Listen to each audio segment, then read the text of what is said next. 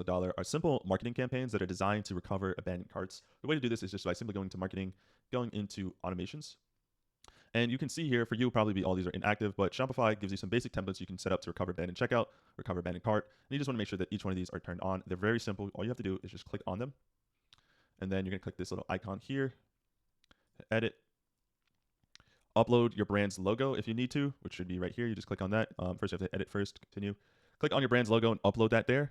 Or if you want to leave it as just the regular store name, you can do this. This is a simple graphic I just put together in Canva. You do not need the additional 3,000 plus happy customers. That's totally optional, but set that up as you see fit. Make sure that you can leave the copy how it is here. You don't really have to change anything.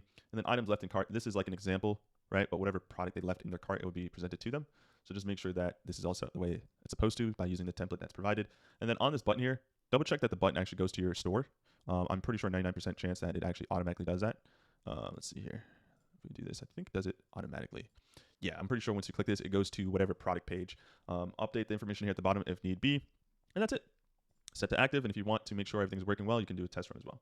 And from there, you just go back to automations and then just set these up. Now, once you have a proven brand that can actually scale, then we can talk about setting up something called Klaviyo and doing email stuff. But for the most part, you just want to go in one by one, set this up, use the basic Shopify one that they have here.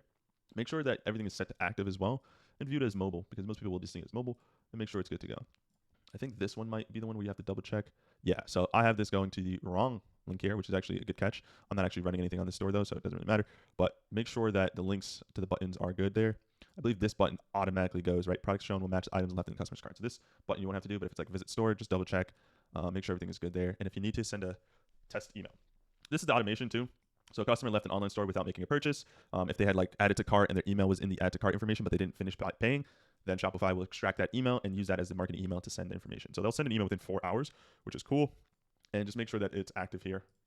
And then go to automations and just go again and make sure every single one of these bad boys are set up properly. Okay, so go here, edit, and make sure that's all good to go. View product will be the same product. And there you go. So the only three you really need, go back to automations here. The only three you really need is recover abandoned checkout, recover abandoned cart, convert abandoned product browse if they were adding it or looking at the product. And then if you want to set the thank you stuff, you can if you wanted to. I don't really think it's needed. Same thing here. You don't need to set up a new subscriber discount email quite yet. This is something down the line that we can add to the program, but this is only really relevant for people doing about 2 to 3K a day. So there you go. And then you'll see that customers will come through and check out this email. So it can help. I won't say it's a massive deal breaker, but it can help recover here. So as you can see here, one of the stores I was running was able to recover a purchase directly from an email right here. So it definitely helps to have that set up. And they have other different things that you can manage and monitor here.